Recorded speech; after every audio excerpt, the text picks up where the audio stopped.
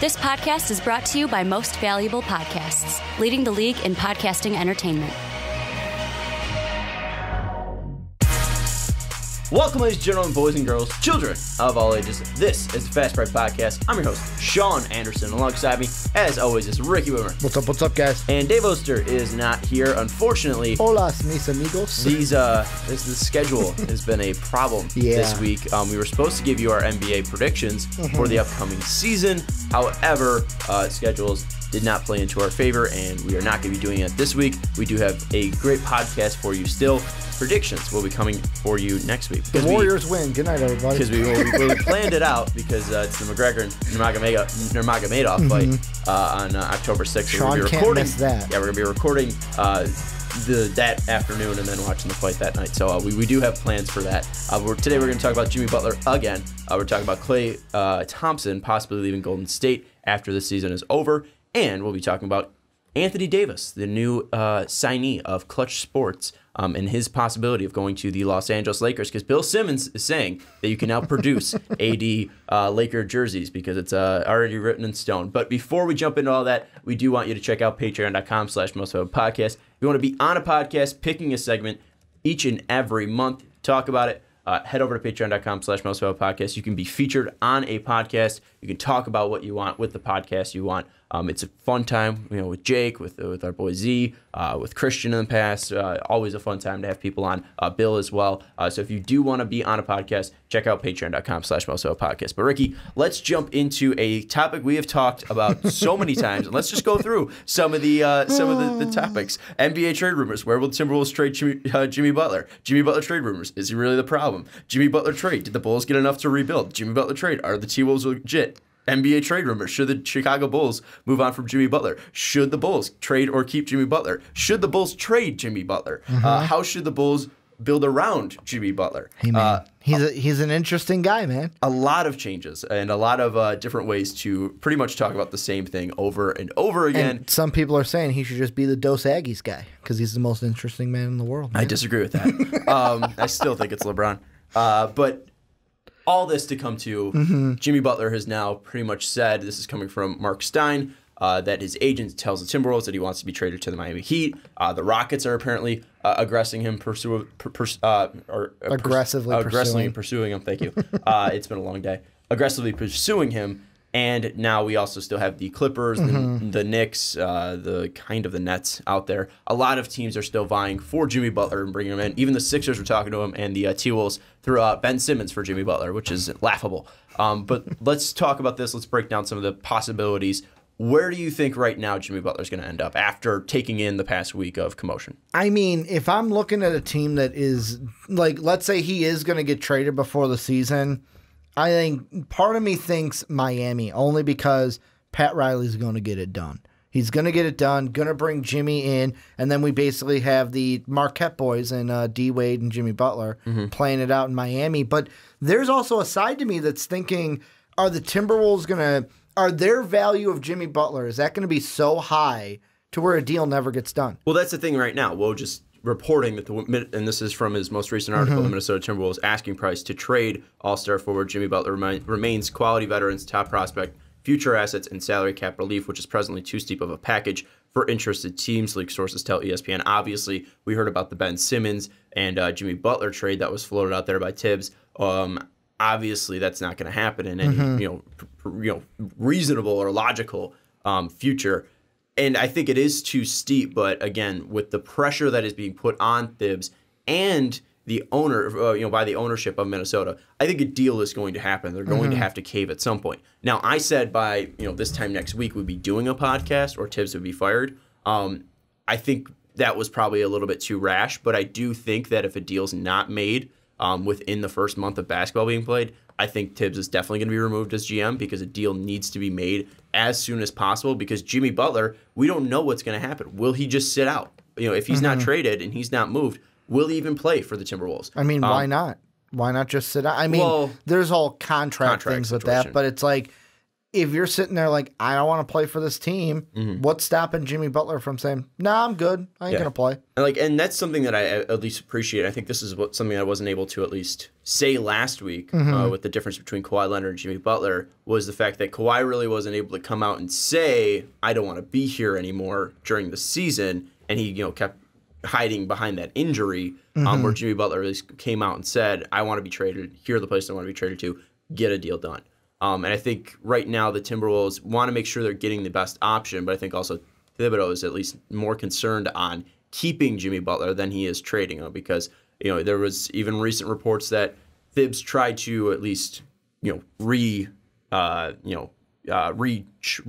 to Jimmy Butler say, hey, and bring him back in. You want to be here, right? We really want you here, man. We don't want to see you go. And Jimmy shot it down. So a trade's going to happen, and I think it's got to be happening within the next month. And by the end of October, if something's not happening, I think Thibs is definitely going to be on the hot seat for sure, or at least the intense hot seat because he's definitely on a hot seat right now.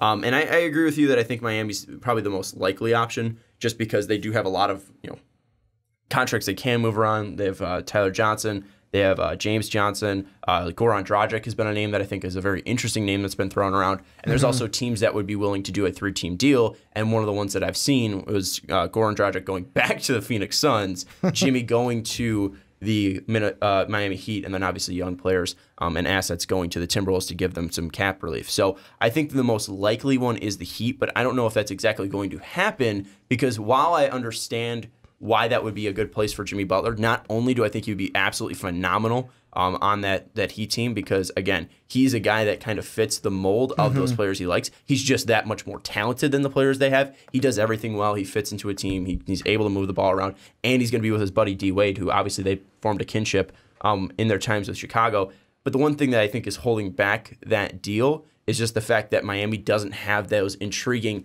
assets for the Minnesota Timberwolves. So we look at their future picks. We obviously know that 2021st pick is going to Philadelphia.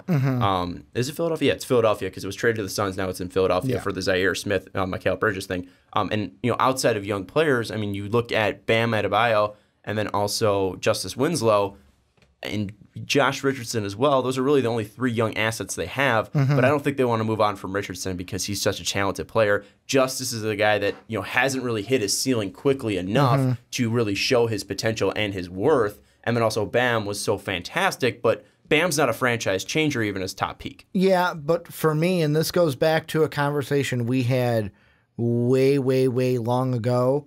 If you're the Miami Heat and you can get Jimmy Butler and then lock him down long term, I would take Jimmy Butler over Josh Richardson, over a Bam, because of what type of player he is now. The only question with Jimmy now that I have, and this is a team that I'm going to trade for him, I know you're going to get a guy where it's like, hey, I'm going to come in and work, but I'm going to be honest. The last two ends to the last two teams you've been on, you were, I'm going to call you a cancer in the locker room in Chicago, where basically Rajon Rondo had to say, hey, dude, what the hell are you doing here? Yeah, there was like, some division. Why are you doing treating the rookies like this? And now you've got in Minnesota the whole, hey, I don't want to work with these. And I know in Minnesota it's more of like Jimmy thinking, hey, these young kids don't want to work. But it's like Jimmy Butler and young kids now, is that really going to work? And with the Heat, I think the thing that could mesh good or well is Eric Spoelstra being the head coach. I think Eric Spoelstra can work well with Jimmy Butler. And with this being D. Wade's last year, I think Jimmy Butler could help get the most out of D. Wade, who D. Wade isn't what he used to be. He basically wasn't the number one guy ever since LeBron came to Miami. Yeah, I know it's Wade County, but I'm saying like producing, he's not the number one guy because of age. Even when it matters, I mean, the big thing about getting Jimmy Butler is signing that extension. Yeah. We know that this is D. Wade's. Well, we know this is D. Wade's last ride, so D. Wade really doesn't matter. I mean, it's his Derek Jeter season. Yeah, I mean, it's going to be nice that they get reunited. But the biggest thing I think, and the reason I'm not really worried with the things you bring up about Jimmy Butler going to this Heat team is one thing that we have seen out of them is we might not see this crazy amount of talent, but we do see a lot of maturity out of this Miami Heat team. I think that's a credit to Spoelstra. I think that's a credit to Pat Riley. and their ability to bring in the right players. And yes, this team has young players. Tyler Johnson's under the age of 27. Justice is under the age of 27. Bam's under the age of 27. Josh Richardson under the age of 27. They do have a fairly young group of guys there, but this is still a very mature team, and you see them consistently making the playoffs, especially with D Wade leaving, with LeBron leaving, with Chris Bosh leaving. They really didn't lose that much of a step. Yes, they're not winning titles, they're not going to the NBA Finals, but I don't think anyone really expected them to be where they are and having this consistent, sustained success. I think that's a credit to the players that they've brought in, they've scouted, and obviously to Spoelstra and to Pat Riley. And I think that Jimmy Butler would be a nice fit in Miami. Again, I just think that the actual makings of a deal will be difficult. And I think the Rockets actually have a very intriguing case to put together, because you look at this Eric Gordon possibility of him going to Minnesota. It's interesting because Eric Gordon going to that team makes them more dangerous offensively. He brings the ability to have Jeff Teague play off ball, have Jeff Teague run a second unit. He also has the ability to run the second unit himself and keep up that scoring. So if they do and will worry about losing scoring when Jimmy Butler leaves, bringing in Eric Gordon would be absolutely able to supplement that loss. And I think Eric Gordon, we obviously talk very highly of him in that six-man ranking. He's a fantastic six-man, but I also think he'd be doing great as a starter as well. And I think that would at least help, what's it called? Lessen the blow of Jimmy Butler leaving. And I think this team, bringing on Eric Gordon wouldn't really take them out of the playoff race, but does it really give them enough when it comes to young assets and also cap relief? Well, and the thing that I threw out too, because Dave and I were talking about this to ourselves as we finished up Too Old to Game last night, we were talking about the Rockets, and I threw out the thing of like, what, do the Rockets try to trade like Melo for Jimmy? And even Dave was like, maybe. Like, to me, it's like, I wouldn't want to give up Eric Gordon if I am the Houston Rockets, because I'm not getting into the debate of Melo coming off the bench or being in the starting lineup. Well, like, I don't care about that debate. But real quick, Melo did even come out and say whatever helps will help the team will do it. I get that, and then you hear others saying that his wife's saying something else. I'm not getting into that. What I am getting into is, let's say he does come off the bench, you then trade Eric Gordon for Jimmy Butler. Yeah, your starting lineup is getting Jimmy Butler. There is no doubt that that is a plus for your team. But when the first unit ain't out there, the second unit now is going to be run by Carmelo Anthony, not Eric Gordon. Which I'd be fine with, because a big thing that I want with Melo is I don't think Melo can play. Yeah, well, I don't think Melo is going to be able to play team basketball per se. And I think if you have Melo just run down and score, I think he could still do that. He can still post up. It's going to slow down that offense for sure. They're not going to be able to play the same offense they would with Eric Gordon leading that second unit, compared to Melo. But I still think that Melo running the second unit would be absolutely fine. I don't understand a way that would be able to work either, because, I mean, if you just signed Melo, so you're going to have to wait until, I think, January to trade him. So that's even going to push back that deal. So you're not going to be able to get rid of Jimmy Butler right away if you're making that deal around Melo. Then obviously you're going to have to add young assets onto there as well, and you still need to make the contracts match.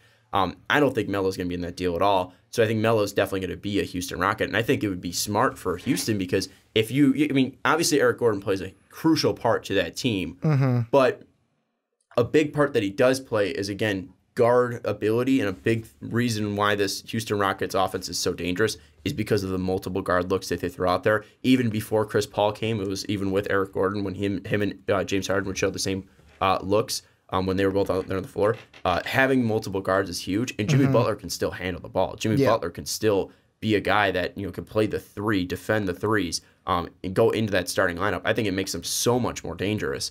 And again, we look at the Houston Rockets lacked last year was health. Jimmy Butler has been fairly healthy throughout his career, and also clutch, because obviously we look at that Game 7, them missing 2 of 26 shots or whatever, and Jimmy Butler, for as much crap I've given to him for not being a number one player in the NBA, in my mind, he has been clutch. He has been able to hit shots in big moments, and I think that would be huge for Houston, because having that in crucial, tight games when you're going up against Golden State, that can swing a series. And I think that would be absolutely huge to not only bring clutch offense, but clutch defense to this team. The question that I have.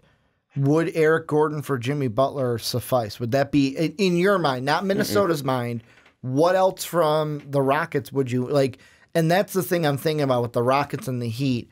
What else would you have? Would it be and I know they can't trade him right now, this would be a later thing, would it be a guy like Marquise Chris? Would it be one of the, the Rockets to me don't have enough guys on the team to say, yeah, we can give you this along with Eric Gordon. That's why you're going to need a third team in there. And that's the basis of why these trades, at least to Miami and Houston, have been using a third team.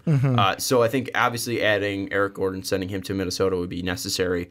He does make less than Jimmy, but also I think he does have a player option. So it's like $7 million less. So Jimmy would have to go to Houston. Eric Gordon would go to Minnesota. I think they would still need a Minnesota that is another either veteran player that could help them win or a younger player that could, again, obviously, keep that future going. I think TJ Warren could be a very interesting person if you want to use him because he's now a guy that's going to be a six-man, adding scoring, and he still has youth on his side. I think you can send him to Minnesota. And then, obviously, Phoenix would have to take on a contract, and I think one of those contracts could be a Gorgie Dieng, although they do have a ton of centers. I don't know exactly what the deal is, but I think Phoenix would definitely be a team where they would have to give Minnesota that young player you're looking for, and it wouldn't come from Houston. And then Houston would take on Jimmy Butler, and then Phoenix would take on picks, and then also cap relief. Well, and that's why for me, I'm playing around with the trade machine, and even with the Rockets, we shouldn't be allowed to use this. No, I know that, but I'm just throwing it out there. If people are like, these trades make no sense, we shouldn't be allowed to use this. But I'm basically saying from the point with the Rockets trade that I just tried to get it to go green, and just for the Rockets, all they would get is Jimmy Butler. They would have to give up Eric Gordon and somebody else to make the money work, and that's where with the Rockets, I don't know if a third team is going to want the Rockets trash because it would be trash that the Rockets aren't using. One team that I know you've brought up the Phoenix Suns quite a bit. One team I'm looking at an SB Nation article, and they're saying don't forget about the Kings because the Kings could be a team. You mentioned Dieng's contract. They could be a team that says, hey, we're going to take Dieng's contract, but in return for taking this contract, we're going to want either a first-round pick. We're going to want either Miami's pick. Like, we're going to need something in addition to basically taking your salary load, getting this salary off your books. And the Houston one I'm not happy in, but the Heat one I think could work. Minnesota would get Goran Dragic, Richardson, and Winslow. Wait, what? The Minnesota would get Goran, Richardson, and Winslow. That's a lot. The Heat would get Jimmy Butler and Costa Koufos. The Kings would get Dieng. And then put your picks and wherever you want. But that's way too much for Minnesota to get. That's not Jimmy Butler's trade value. But and that's the thing where I put two of them in, and I wanted to see if both of them would work. The other one I had, take Winslow out of it. So you're only getting Dragic and Richardson. Is that still too high? What I've heard is they don't want to give up Richardson. And if they're going to pick between Richardson and Winslow, it'd be trading Winslow. And Goran would not be going to Minnesota. He would be going to Phoenix because they need that point guard help. So that is I've heard. This trade this is with the Kings and not Phoenix. That's why I wouldn't put. But even then, they don't need a point guard. Yeah, but so I don't understand the Dragic. The Dragic thing. The only thing that I've heard is at least is again going to Phoenix. I've also heard that Miami wants to get rid of Dion Waiters. That's another name I was going to throw out there. But that's not dependent on a Jimmy Butler trade. They just want to get rid of his contract, which also makes sense because he's not a guy that I look at and he doesn't really scream that he fits into that Miami system. What if it was I'm going to play around a little bit here. We're going to take Richardson off. I want to see if, I don't even know if Minnesota would do this. No, that trade would fail from the Heat. They would need something else. Like even a Waiters and Winslow, you would need to give up something else if you're going to go ahead and get Jimmy Butler. Let me play with one thing here, see if this would work. Welcome to the wouldn't work Fast either. Break podcast, where we do a ton of research. Basically, in order for the Heat to get Jimmy Butler, the second I take Goran Dragic out of the deal at all, it starts failing. Yeah. So it kind of feels like you need Dragic in that deal one way or another. Yeah, I think that's one thing. I mean, again, Dragic needs to be in there because he's a guy that is, again, kind of fading. And the thing that I think is going to hurt that, though, is if you take away Dragic, that doesn't make Miami a playoff team, I think, because you're getting better with adding Jimmy Butler to the team, but also you're going to be getting rid of a Winslow, you're going to be getting rid of a Richardson, you're also talking about getting rid of a Waiters. You're losing a lot of depth on that team, and that's what made that team really a playoff team, was their ability to go to anybody on any given night. And Jimmy Butler would be that guy, but that's also an increased workload for a guy who just suffered an injury last year. And I'm worried about Miami's ability to, again, help him with stars. And obviously, next year they're going to have cap room, and we have a ton of free agents that are going to be coming free. But that doesn't mean it's enough, because Jimmy Butler has just kept pushing his way out of places left and right. Chicago, it wasn't the right timeline for him. He pushed himself out. Minnesota, it wasn't the right timeline for him. He pushed himself out. Miami, it could be again after 1 year. If he doesn't feel like it's the right fit, he could try to push himself out again. He could just, obviously, I think the trade would be dependent on him re-signing long term. But if he's not sold with what this team looks like once the trade's completed, then it's not a guarantee that he'd sign. A big thing about what he wants to do is win. And he might be a little bit toxic in the way he's going about it, but it's been very clear that he does want to win. And I think that if Miami does get rid of too much and Jimmy Butler misses the playoffs this year, I think that could be detrimental to their ability to keep Jimmy Butler around. Unless you have a guy like D Wade who's able to sell him on Miami, sell him on Pat, sell him on Spoelstra. I'd be concerned about that. It's not a major concern, but it is a concern. Jimmy Butler to me is that guy who is like, I'm going to go work here. Then after a year, I don't like it. I'm going to go work here. Nah, I don't like that. I'm going to go work. Like, he's not the guy where it's like, oh, I'm going to stick it out here 2 to 3 years. I know basketball, different than regular day, everyday job. But it's like, usually in the workforce, it's like, hey, try to keep that job for 2 to 3 years. Then look for the next one. Don't be jumping around job to job, which it seems like Jimmy Butler has been doing recently after his long stint with the Bulls. Another thing that is interesting is Kevin Pelton has an article where he says, second, some teams, most notably the Miami Heat, can't sign Butler in free agency next summer because they don't have the salary cap space. Miami would have to make a trade to get Butler either now or via sign and trade as a free agent. So it's like, if you're Miami, this is the only way you're going to get your hands on Jimmy Butler.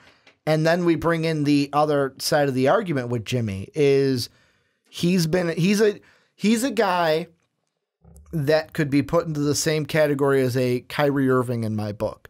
Kyrie wanted out of Cleveland because he wanted to be the guy. Jimmy's another one of those. I want to be the guy. And then you bring into what is your thought about guys that want to be the guy, because I'll be honest, I agree with the Herd said it when he was talking about Jimmy last week.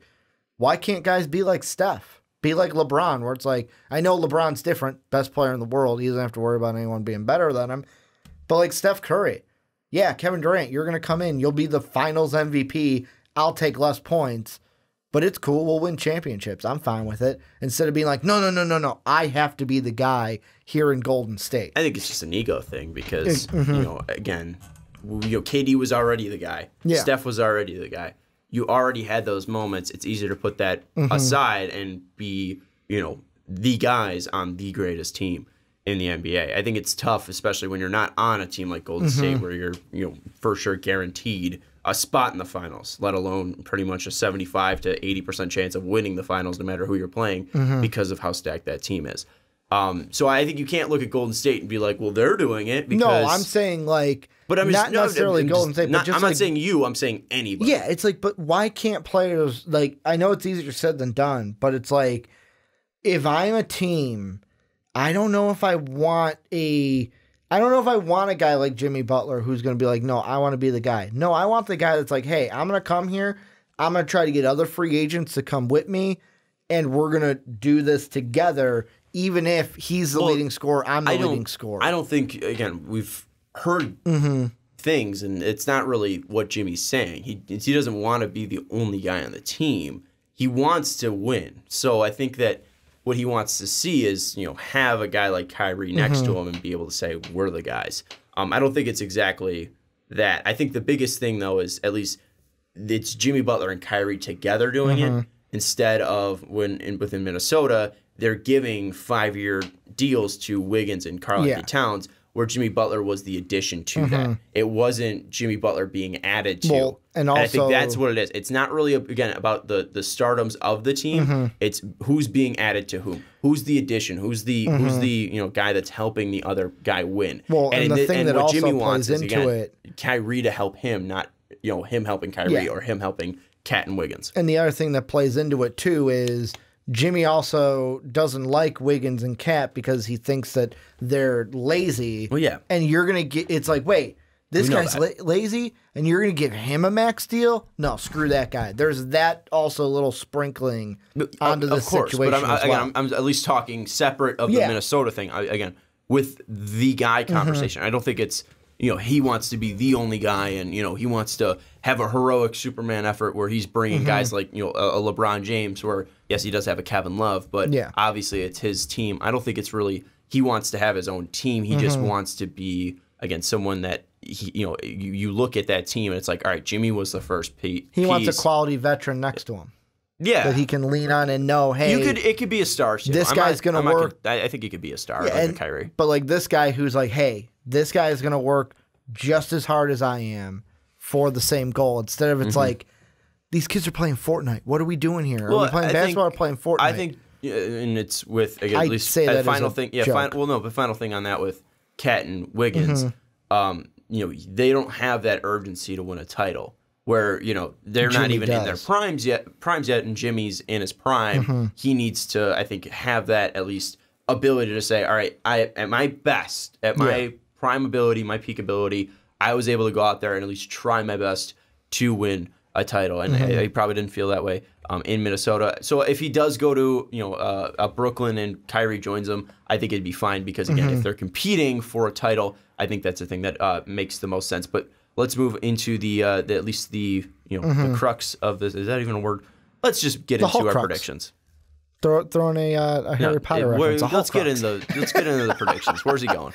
I'm gonna say my number one is I'm gonna stick by my guns and say that the T-Wolves asking price will be too much.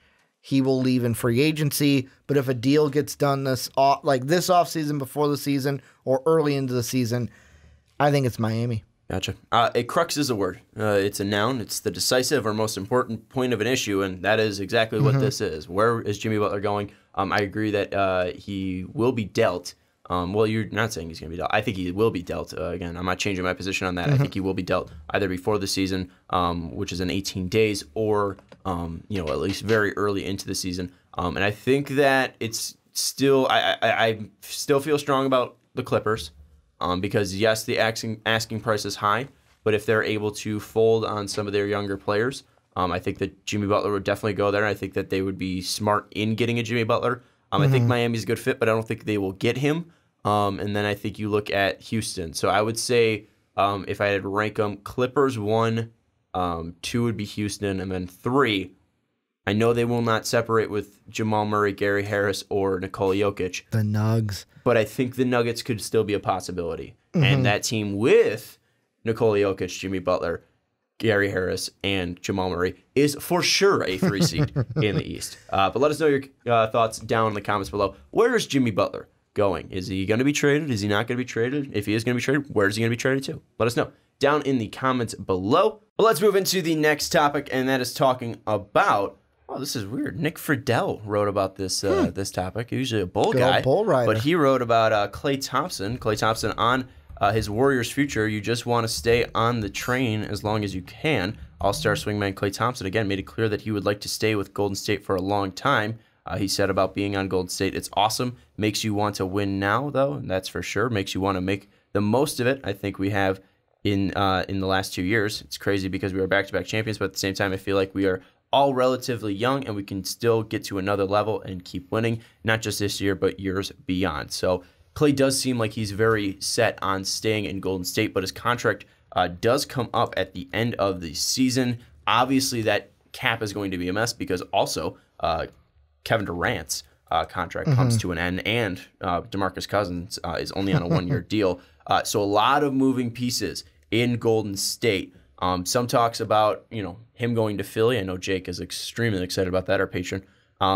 And we look at Klay Thompson going to be an unrestricted free agent at the end of 2019, or at the end of 2019.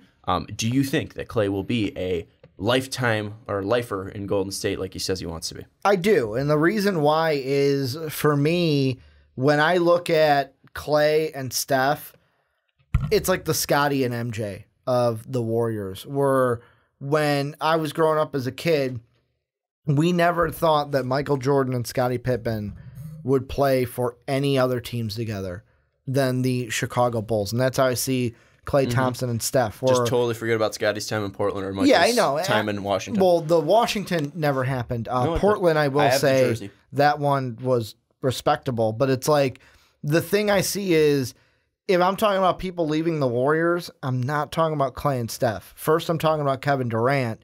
And then if we're like, all right, Ricky, give me someone from the core three that would leave, I would put my money on Draymond being the one that leaves. Why is that? And not Klay. I mean, maybe there's a little bit of like with Draymond, I want to prove that I can be the number one or number two. But I'm not putting my money on him leaving. I'm just saying out of the main three, I might put my money on Draymond first if you asked me to put my money. If you asked me to put money on it. Otherwise, I'm saying all three of them stay. Yeah, that's the thing is I look at Draymond, I look at Klay, and it's just like they have it nice in the castle. And I don't think there's with Steph. It's like it works. I don't think there's a reason to leave. I understand you can make $33 million possibly, but again, you're making 18, and Klay's got those Got Milk commercials. Like they're making a lot of money, salary money or championship. They're having success. They're having fun. I don't think either of them are going to leave. You look at Klay. You look at Klay. He's going to be up in 2019. Draymond's going to be up in 2020. He's making 18 mil next season, and then he's going to be a free agent. Obviously, Kevin Durant's making 30 mil this year, and then making 31.5 at a player option next year. But he's most likely going to decline that and try to get the most money possible. And then Klay's got a max deal, making 37 this year, 40 next year. 2020 he's going to make 43, and in 2021 he's going to be making 45 until he is a unrestricted free agent in 2022. I think that Klay, while he could possibly, think, what if, what's outside of here, what's in the best, at least in my future, if I do want to become a star outside of Golden State, you definitely got to look at now being the time to leave ship. But also let's look at the landscape of the NBA, and it is about winning now. It is about being on that team that's competitive, that's dominating the NBA. And this team pretty much invented it in Golden State. So I don't see a reason to leave, because we look at Jimmy Butler. This guy's wanting a place like Golden State. This guy wants to be on a team that's dominant. He wants to be a part of a massive group where they're all looked at on stars. People argue whether Steph is more valuable than KD more valuable than Steph. But in the end, all of those guys are extremely valuable to that team, and they're winning championships. And I think that's what Jimmy Butler wants. It's what a Kyrie Irving wanted before he got traded to Boston. You look at that, and I don't think it's going to be feasible that they leave. Obviously money's going to be a contention there, but Steph got paid. He's the most important. He's the MVP, back-to-back MVP. Kevin Durant's getting a max because, again, he's a former MVP. He's the second best player in the league. Klay and Draymond are fantastic players, but you're winning right now, and you're seen as a very crucial and integral parts to that team. I don't see a reason why Klay Thompson would want to leave that. Well, the analogy that pops into my head when you brought up Jimmy Butler, it's kind of like, think about that guy who's in a happy marriage. It's like, what kind of a guy are you going to be, Klay? Are you going to be that guy that's happily married and it's like, okay, I know that there's other single guys out there that want what I have, and I ain't messing this up for the world? Or are you going to be that guy that goes, yeah, you know what? I'm going to go out and cheat. And that would be him signing somewhere else. It's like, dude, you're in a golden situation. Don't screw it up, because there might be a single guy like Jimmy Butler out there who's like, man, I wish I had that. And he's just searching for it. I think the biggest thing that we've seen this shift in this dynamic of winning rather than money is coming, to the maxed out contracts. You can get your money, like you mentioned, in so many other ways now. I don't even think it's that. It's with the max contracts, because you look at it and, Mike Conley was at one time the most played player. Does that mean Mike Conley's the best played, player in the NBA? He just Not cashed in at the right time. Yeah, it's more about, again, hitting the market at the right time, and then you could be seen as the highest played player in the NBA. But also, people don't care about that because there's only a $2 million difference between the highest player and second highest player. Yeah. There isn't, crazy deals like Bryce Harper possibly getting this offseason in the MLB of $300 million, $400 million. Teams are going to be able to throw whatever money they want at him. It's not going to be like Kirk Cousins in the NFL, where the Vikings were able to throw tons of money at him, totally guarantee all that money as well. Basketball, you're getting, whatever the max is, and you're not going to be able to do it. There's no status symbol with the contracts that you're getting. Yeah. Because again, you can, anyone can get that max deal. You can be a Chandler Parsons. You can, get a Joakim Noah deal for $4 million, 4 years, $72 million. You can be a Bismack Biyombo, 4 years, $72 million. The money isn't that integral and isn't that important in the NBA now. It is winning. It is the personal success that you can have, whether you're on a super team or not. Another thing that kind of plays into it too is he was asked in the media day interviews, basically, what team do you look at, not the Warriors, and be like, man, they can give us a run for their money. And he didn't mention the Rockets. He didn't say the Lakers. He said nobody in the Western Conference. The first team he said was Boston. And when you listen to him talk about it, like, yeah, they've got a young team. They're really well coached. He goes, they kind of mirror us in a lot of ways. That answer to me showed me that's not a guy thinking about, like, if he would have said the Lakers or if he would have said the Rockets, I would have been like, all right, there's something here, because he's mentioning a team that is in direct rivalry with the Warriors. But no, he mentioned a team that the Celtics will not matter to the Warriors until they meet in the NBA Finals. And he's talking about them with kind of like admiration of like, man, it almost reminded me of like, man, I can't wait to meet you guys because you mirror us so much. And he's thinking about championships and winning and what it takes to win over just getting money and getting paid. Yeah, and I mean, why else would his head be in any other place, you know? I mean, that's what he's used to. I mean, we've seen ever since 2014, 2015, they've been in the NBA Finals. But like, if he would have said the Rockets, I might have had a different answer, where it's like, why is he saying the Rockets? Why is he saying the team that almost beat him last year? Like, then there'd be a little bit of doubt in my head. They've proven themselves to be the best team in the Western Conference for the past 4 years. So I don't think he's really looking at that. I understand where you're coming from. No, 100%. I mean, sometimes the Warriors are like that kid that's like, crap, I got a C, man. I got to bust out this A in the final. Did it. Got that B. Or got that A. I passed. You also look, and I mean, the Warriors weren't fully healthy last year as well when they were going up against the Rockets. You know, if Steph's fully healthy, that might be a completely different series. So game over. Well, I mean, they still won, but I'm saying... No, I know, but like, it doesn't go to 7 if Steph is like... We had a comment where it's like, hey, don't devalue the value of Steph. I don't mean to try to devalue him, because I think he's the most valuable player on that Warrior team, but it's...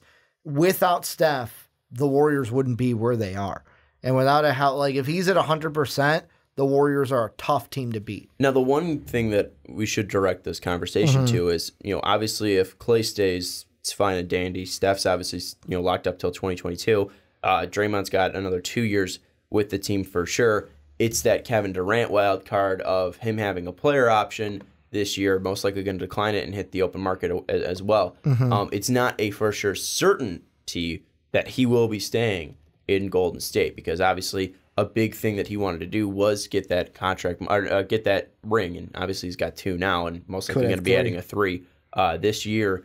What do you think about Kevin Durant's free agency status? Is it something that should be made a big deal, or do you think that he's going to be staying with Golden State? I kind of want to say it's going to be a big deal, because I am on the... If you put a gun to my head and said stay or go, I think he's leaving. I don't think he stays in Golden State because it's kind of almost, I'm going to compare it to LeBron a little bit, where LeBron in this last free agent cycle, what was more important? I know that Cleveland being a horrible team and them losing that game one, how they did, ultimately probably played into that decision. But you look at it and I just look and see, all right, he wanted to win championships. Now he's got 3. He's been the guy where it's like, you know what? I want to be the guy on a team and I want to be the finals MVP, and he won a like I'm going to bring up championship again, like he didn't with Russ, and had a guy like Steph who was kind of like, yeah, man, you can do it. I'll go ahead and take less points if it means you're going to get a little bit more. Now I kind of feel with Kevin Durant, it's who do I want to play with? And I kind of like, I wouldn't rule it out. I'm not going to say like, yeah, for sure he's going to go there because I don't know if he will. But I wouldn't rule out next offseason Kevin Durant signing with the Lakers because now he could say, me and LeBron, after this year, LeBron and I, same amount of titles. I don't have to worry about him having more than me. I disagree about the LeBron thing because I don't think KD gives a shit about having the same amount of LeBron. I think he does a little bit. Because again, even though he can say that to himself, everybody else will bring up the fact that you were on the greatest team of all time.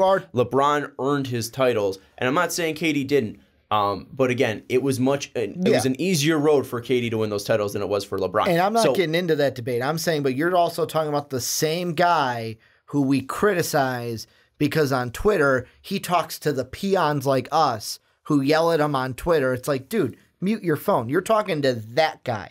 So remember that. Well, that's why I agree with you that he's going to be leaving because he was asked about Defensive Player of the Year and why he thinks he'll never win it.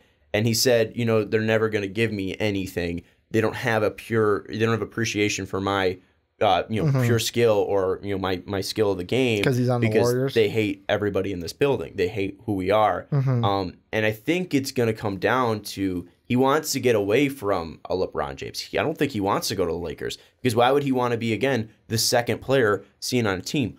I think he does want those personal accolades because, again, he wanted to show that he growed and he could be the best player in the NBA. He growed? He grew, sorry.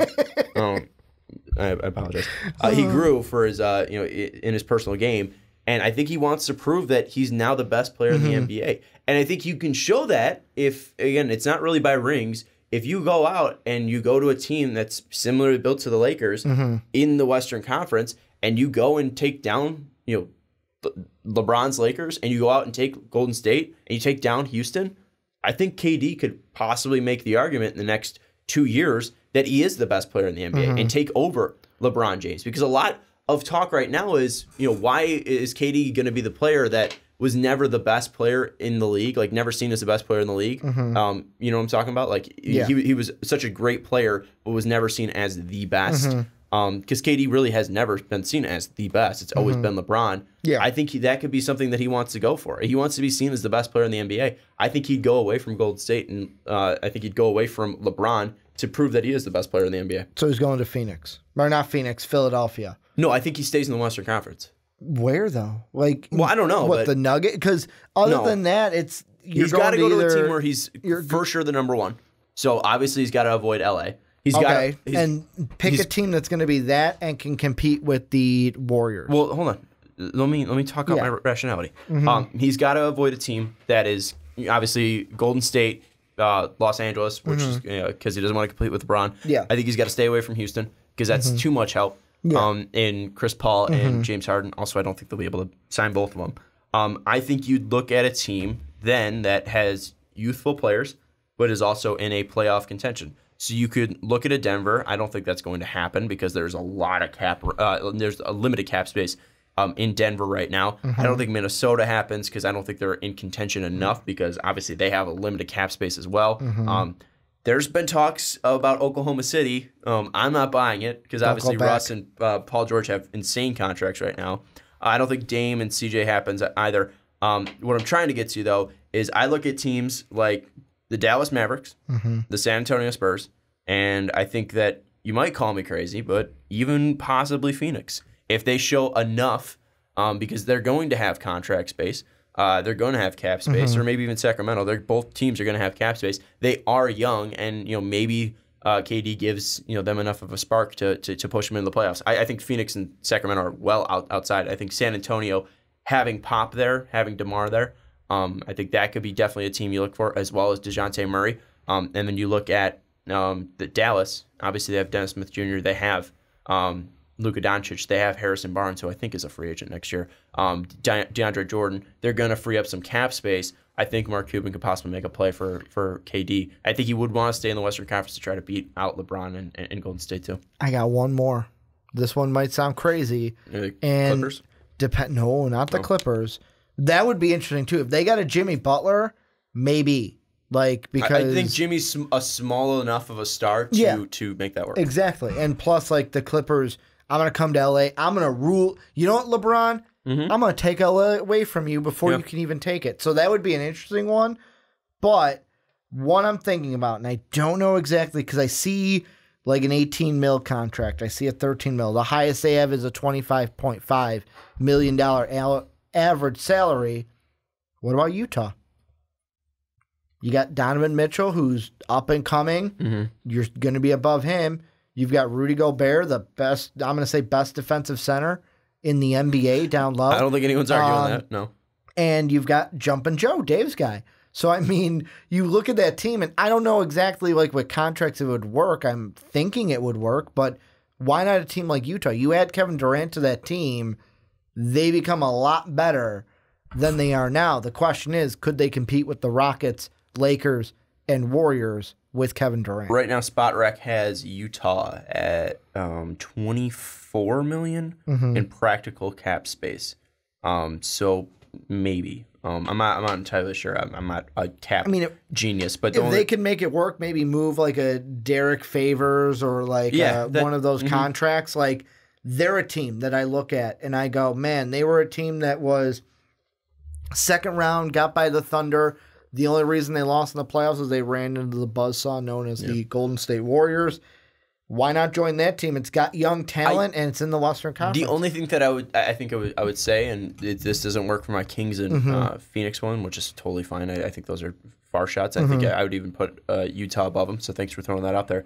The only reason why I threw out Dallas and San Antonio though is because they've won rings recently. Yeah, and I think that's something that, again, if he wants to prove that he's the best player in the NBA, he's got to beat LeBron. He's got to beat Golden State. He's got to beat Boston. He's got to go to a coach that knows what he's doing. That's why they throw out Rick Carlisle, who has a ring, obviously, and San Antonio obviously has Pop. And you look at Dallas, too.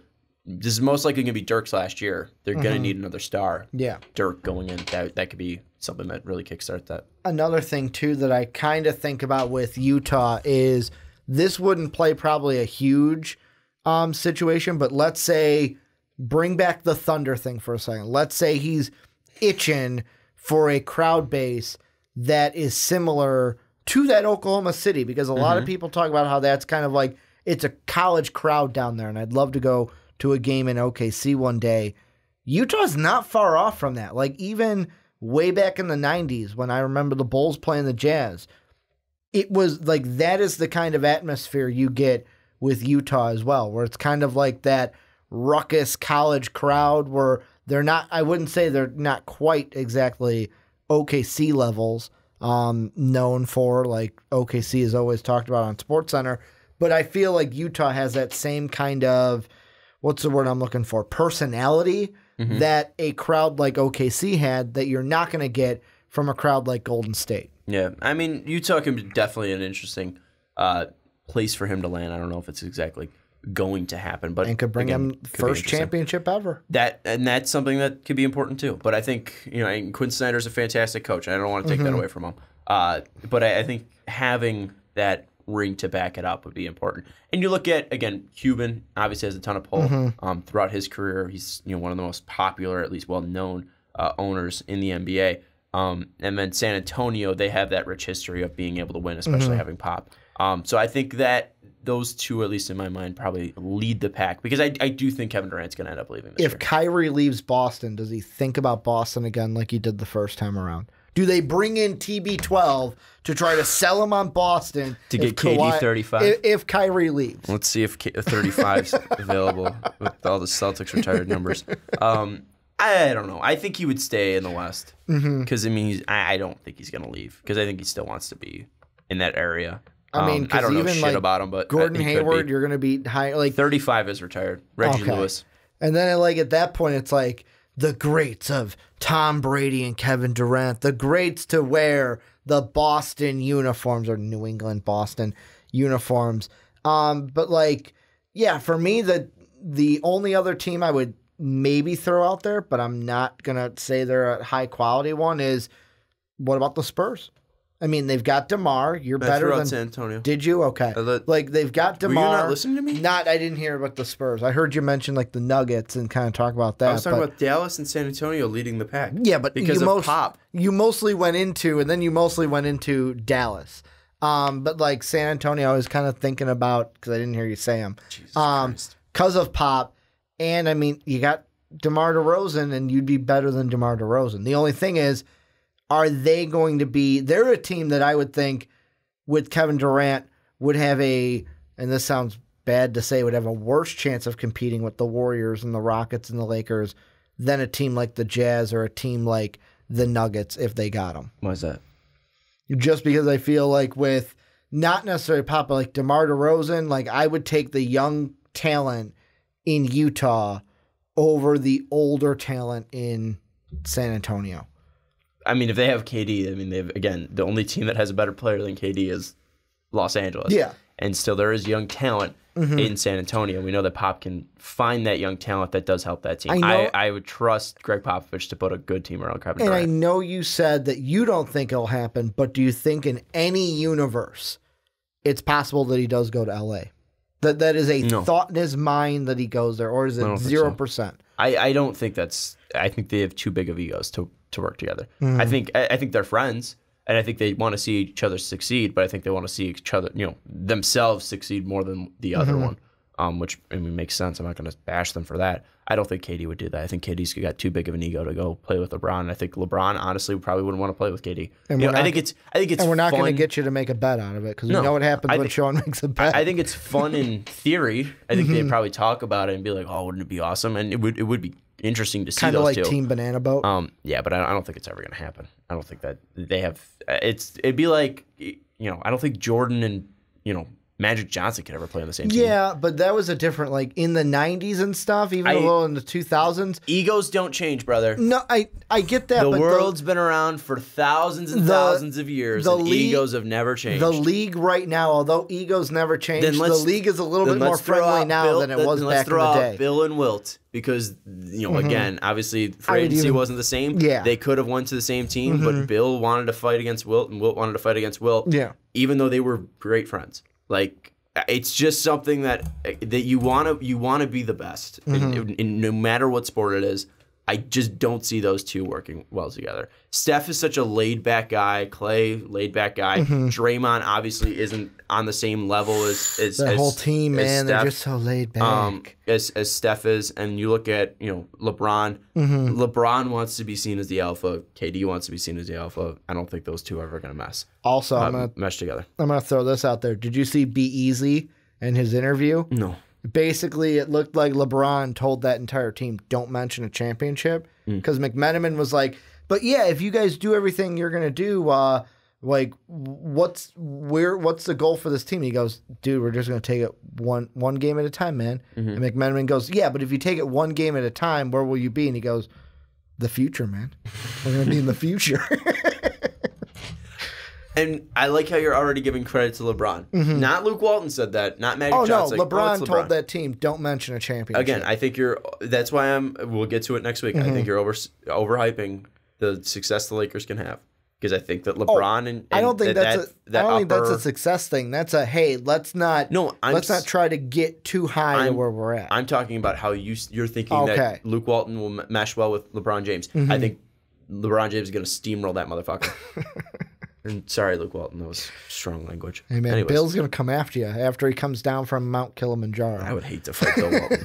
I love that man. But let's move into the final topic. And again, we're doing predictions next week, so this is kind of a filler week. And, obviously we got to find and pull something out of nothing. And there was a small news story that Anthony Davis is now a client of Clutch Sports Group, which is the agency LeBron is a client of, and LeBron's childhood friend, or I think long-time friend, Rich Paul started. John Wall's a part of it. Eric Bledsoe's a part of it. Ben Simmons is a part of it. Now, obviously, Anthony Davis is a part of it. Rich Paul is now the agent for Anthony Davis. And immediately once this came out, Bill Simmons already said you could start printing the AD to LA jerseys. So let's talk about it. Hasn't he been wrong before, though? All the time. Bill Simmons is completely wrong all the time. And looking at stories, I mean, it was either this or Tristan Thompson saying that the LeBron-less Cavs are still the favorites in the East. Yeah, and that would have been us laughing for 20 minutes, so I think this one might have a little more of a substantial conversation. Yeah. So let's talk about AD going to L.A. Is it possible? What do you think is going to happen? AD is under contract for the next 3 years. There is no option on those 28, and this is just according to SpotRack, so maybe there is an option, but SpotRack is saying there is no option. 2018, he's going to make it 25 mil. 2019, he's making 27 mil, and 2020, he's making 8 mil, then as a unrestricted free agent in 2021. Maybe if they succeed, he can pull a Jimmy Butler and say, trade my ass. Well, so that's also a possibility. That's what so I'm thinking. You're not dependent on a free agency for Anthony Davis to move. But how likely do you think it is that Anthony Davis is moved? I'm not even thinking about it yet. That's how much of a non-factor it is right now, because if it came just to free agency, I don't know if this happens. Because, here's the thing. You mentioned the deal. Anthony Davis is not a free agent until after the 2021 season. That would mean LeBron James would also be a free agent that time, because I don't think he's taking his option. I think LeBron will 3 years, decline the option, free agency. I think it depends unless LeBron's like, hey, I'm opting in at $41 million. Hey, AD, come play with me. I think if AD comes to the Lakers, it's, hey, we did good this year. We did good next year. We want to accelerate this with LeBron. Let's trade for AD. Let's make Magic Johnson basically with LeBron. Let's make a move to get AD. I don't think we're with the... At least, you brought up, I'm trying to think of what you brought up. Jesus Christ, I can't think today. The contracts. The contract situation. With LeBron declining his option, I don't think we know enough about what's going to happen with the salary cap and what's going to happen with LeBron's career that we can say for sure that he's going to decline that or accept that option. I mean, I'm just going off a history of what he's done before. Of course, and that makes sense.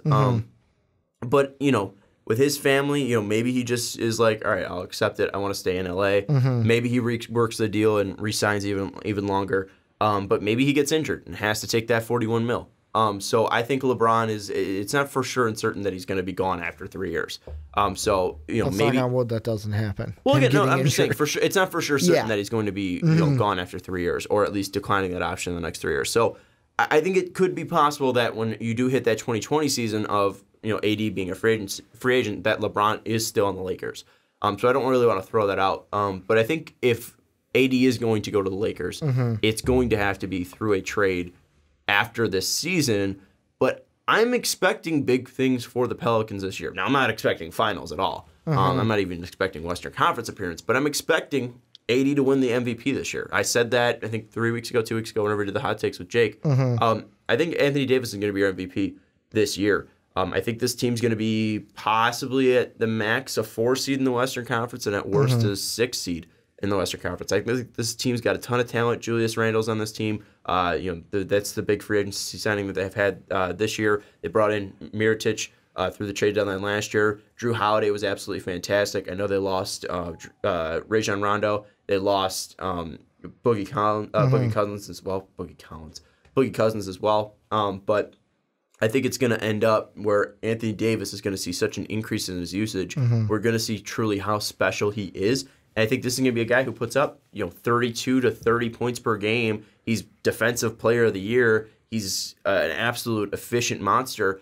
Anthony Davis is one of the best players in the NBA. We all know that. And I think that he's going to have personal success. It's just going to be dependent on how much he feels this team can give to him. Because right now he really isn't in that mode, I think that age range, where he's saying, all right, I need to win a championship now. That'll happen next contract because he's 25 now. By the time he hits free agency, he'll be 28 entering his prime. Which is also, take this into consideration. You mentioned like LeBron where it's like, hey, maybe he signs another deal to stay there longer. How long? I know LeBron is defying how, like, him and Tom Brady are defying how long LeBron's only 33. I mean, yeah, but by the end of the contract, he's 36. Closer to 40 than he is 30 at that point. I'm saying right now, it's only 33. It's not that I'm crazy. saying, like, at the end of the contract, when if he opts out, he's 36 at that point, where it's like, okay, now this contract, how long am I going to play during this contract? Like, is he going to be a player that plays till 40? Or will he be like, hey, maybe this might be the last contract, so he opts into that 36-year-old season, and then we see after that. And that's another thing with Anthony Davis. If you enter that free agency at 28, I know LeBron's LeBron, but are you going to be, hey, how long is LeBron going to be there at 36 years old? Well, like, is then the retirement speech coming sooner rather than later just because of how old he is? I want you to do some math for me. How old will LeBron be in 2022? 2022, he'll be 37. Okay. So he was for sure playing until he's 37 years old because that's when Bronny will be eligible to join the NBA. Yeah. He's currently 13 years old, was born in 2004. He's going to try to play with the Sun. No, I know 37 that, isn't going to But be. I'm saying, like... Well, no, but you're wondering when he's going to play. So I'm giving you at least a for sure deadline of 37 years old. Let me put this into it then. With LeBron, how long is he going to be playing? Like, will that last contract then be, yeah, I'm just playing with my son. Like, I've got my championships. My career is what it is. I want to play with my son. It's not like he's going to be like, no, but wait. It's not like LeBron's just going to be like, oh, hey, I'm here playing. I'm playing with my son. No, I know he's going to still be a monster. He's going to compete. But for Anthony Davis, will he want to buy into that, or will he be like, nah, brah, I am good. I'm going to do my own thing and team up with somebody else, or try to like the Pelicans. You mentioned they're trying to build around him. I feel like the Pelicans, they got to try to do something to keep him because, I mean, being the fourth best in the West ain't going to compete with Anthony Davis being your, like, not saying he has to be the number 2, but, like, you got to give him more help. And I know I think they have been giving him help. Yeah, and that's the thing is, I think you look at the past 2 years, what they've done. Obviously, first off, the trade Boogie got injured, which hurt them. But the first trade for Boogie was, I think, the first step, but then also re-signing Drew and then going out and doing what you did this offseason. I think it shows Anthony Davis that you're doing the best you can with the city that you're in and the money that you do have. I mean, it's not like New Orleans is a very well-off franchise. They are one of the poorest franchises in the NBA. They are not strapped for cash. This is not a team that is absolutely just, balling out, rolling in the dough like LA is. You don't have that coach that everyone wants to play for. Like, Anthony Davis is good, but he's not like a LeBron that everyone wants to go play with AD. It's difficult to build a team in New Orleans. I think they are doing the best that they can. Now, it depends on Anthony Davis, if that's enough or if that's good enough for him. I don't really know. I think that this, Anthony Davis signing with Clutch Sports, I don't think it is a reason to, fully put all of your stock in AD to LA. Because, again, we've seen players before, sign with Clutch Sports, be represented by Rich Paul, and they haven't played with LeBron James. Eric Bledsoe has never played with LeBron James. John Wall has never played with LeBron James. Ben Simmons had the possibility of playing with LeBron James, and obviously he had a meeting with Philadelphia. LeBron didn't want to do that. So I don't think you signing with Clutch Sports automatically guarantees that you're playing in LA and you're going to be playing with LeBron. So I don't think that it's... taking all the LeBron stuff out and all the stuff we said about, him playing with his son, I don't think that's important. I think it's just important on what this team does this year, and then we can reevaluate. Because if this team does succeed, and I think they are, if they hit the 4th seed, I think that honestly could be enough for Anthony Davis. Because if he has that personal success of being MVP, Defensive Player of the Year, and this team, hold on, I know you have a crazy thought, but just give me let me finish this. If he wins MVP, if he wins Defensive Player of the Year, if he's able to have that personal success and still have a team that is competitive and is going to 7-game series and isn't getting blown out, I think he'd still be fine and won't be requesting a trade. So here's one that's kind of out there, but I'll throw it out here anyways. What if him signing with Clutch Sports, we are getting misguided or we're on the biggest misdirection ever? It's not him teaming up with LeBron James. It's him teaming up with like a John Wall. Because the one thing I look at is whose contract comes up the same exact time as Anthony Davis. Bradley Beal. Will the alphas be split up and then it'll be John Wall and AD in DC? Is that could that be the future we look at and not him going to LA to play with LeBron? That is so far away. I have no idea. Because we don't know what the player, John Wall is going to be. He'll be 33. He'll be at that time. Wait, I got his contract pulled up. At that time, he will be 30, entering 31. John Wall will be? John Wall will be. Because he's got a contract extension that is until 2023. They don't have a connection. I know obviously the Kentucky connection, but also they didn't play together. So I don't think this is going to be – I think that's just too far away to actually think that's going to be something that is possible. I just throw it out there. I just throw it out there maybe it happens. And even then, is Bradley Beal the guy that leaves? Do they look to move John Wall? Or does John Wall go to New Orleans? Well, but obviously he's going to be there longer. I'm just throwing out there that, because they look at when they traded for Austin Rivers, they consoled to Bradley Beal because they were AAU rivals. If it was okay to bring in Austin Rivers. So, maybe they don't look at, John Wall to be the future. Maybe they, look at Bradley Beal. Maybe they don't look at either of them as a future and they just get rid of both of them. I thought you were going to bring up Philly, though, with Clutch Sports. I mean, with Ben Simmons, Joe, Anthony Davis. That would be crazy. I mean, could you imagine the size of that? Yeah, but I don't. Starting lineup? What you going to put? Then it's going to be 80 at the 4? 80 at the 4, Joe at the 5? I mean, it works. That's great. That's exactly what it should be. AD is more of a 4 than he is a 5. I just for me with the Sixers, before we talk about them adding big free agents, they need to get playoff experience, basically, is because the main reason LeBron didn't go there is because LeBron, to me, didn't want to be like Jimmy Butler. Then why did he go to Los Angeles where they have no playoff experience in Philadelphia? He just went to the playoffs. Because he lives in Los Angeles. If he's going to do the same thing in Los Angeles, he's got a house in Los Angeles. His family's there. He doesn't have to uproot them, move them to Philly. They can just be in LA. I think it was just more of a family move, and he likes LA general more than anything about playoffs. The family was number one. He's familiar with LA as 2. Do you notice how he moves to LA and now Space Jam 2 magically is.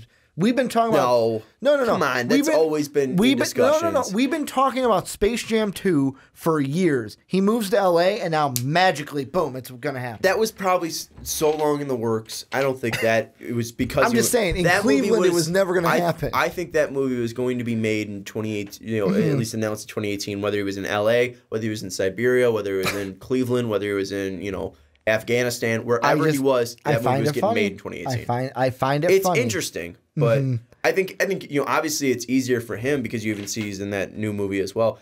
This is an AD discussion. He's in Smallfoot. This is an AD discussion. Why are we talking about LeBron James' movie career? When you bring up the Lakers, it's LeBron. Yeah. I think it wasn't anything to deal with that. I think that it could be possible because they are so young. Philadelphia will be able to build up that time to, go to the playoffs, get out some of that youthful energy, and maybe at that time you look at Ben Simmons, you look at Joel Embiid, maybe they'll need that star to complete the big 3. I know Jake's banking on Markelle Fultz to be the finisher, but Anthony Davis. We'll see what happens. Anthony Davis is a bona fide top 5 player in the NBA. Adding him to the East, and we don't know what that Boston team's going to be like in 3 years. That's probably the favorite in the East. I think that if he's going to go anywhere, and as a free agent at least, I think Philadelphia's got to be on the top of that list. I mean, or you say we don't know about Boston. I know this is looking into the crystal ball. No, they've been talking about it. What if they have contract room and they still have Jaylen Brown develops, J-Tay develops? It's you could add him to that team. It depends on if Kyrie moves on or not, or by that time if Kyrie is leaving Boston, because if Kyrie's there, I don't think with him and Hayward there's not enough room for the money to go around. But I mean, they're going to have to by that time maybe think about paying the young talent, so that plays into it as well. Also, another thing, Markelle Fultz, his rookie deal is up. He's an RFA the same free agency year that AD is a free agent. You have Joe, who I believe he just signed an extension. Spot Rack doesn't have his extension on here. And then Ben Simmons, you're going to pay him the year before AD comes up. So the thing with Philly, are you going to be paying Markelle and Ben the bucks to keep them and then not have enough to offer in AD to get him on the squad? Because he's not going to be like a Kevin Durant. We don't know how much Markelle will be demanding at that time. Well, I mean, if he balls out, it's... he might not even ball out. Yeah, I'm looking at if he is what Philly fans want him to be, then that might not be good for if you want the AD to Philly train to happen. Embiid's extension starts 2018-2019 season, so this year. So it'll be a 5-year extension, so he will be there until 2023, 2024. Okay. So that'll be before, 2 years after. Yeah, so it'll be the year before AD signs, if that is a thing. So I think you can make the contracts work, especially if those are the three main guys. A lot, there'll have to be a lot of cheap contracts. Dario's most likely not going to be on the team. Zaire Smith most likely won't be on the team. Well, if he's healthy. They have a ton of assets, huh? I said if he's healthy, because right now he's hurt. Okay, we're talking 3 years. Yeah, I know. But I think his foot will be fine in 3 to 4 years. It could be a nagging injury. You never know.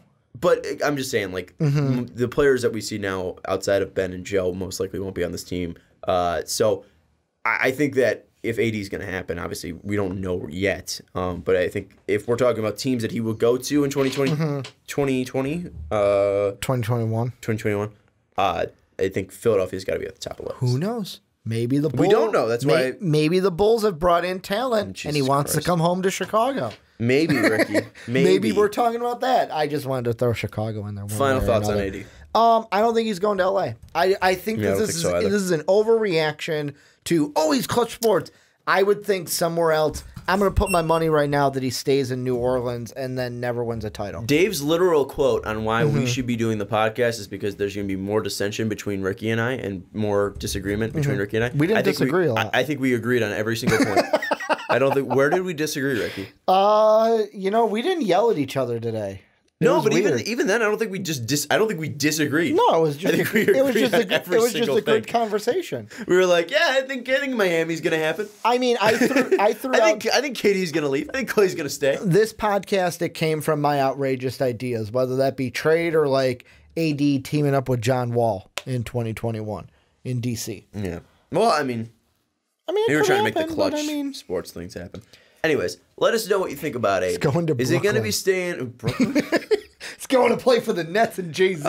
Let us know what you think. Does JD still own, have ownership in that team at all? I'm going to see. I'm going to look it up. Let us know your thoughts about AD and his free agency and possible movement. Do you think he's going to get moved? Do you think he's going to get traded? Do you think he's going to leave New Orleans in 2021? Or do you think he's going to be a lifetime Pelt? Let us know in the comments down below. We want to thank you for listening. We want to thank you for watching. Shout out to Dave. He's a real one. He'll be back next week when we give our NBA playoff predictions. We'll give winners and seeds in the East and West. We'll give you breakdowns of the first round, second round, third round, and NBA finals. It is a fun time. We are typically wrong, and it's something that you do not want to miss out on. So definitely don't forget to subscribe to our YouTube channel. Don't forget to follow us on Twitter at MostValuablePod. And don't forget to check out patreon.com/MostValuablePodcast. If you want to be on a podcast, talk about a certain topic, and if you want to be on the Fast Break, Onside Kick, Patreon Podcast, Primetime Podcast, Rick and Johnny Podcast, we will make it work. Ricky, you got an answer on that? According to Wikipedia, it says...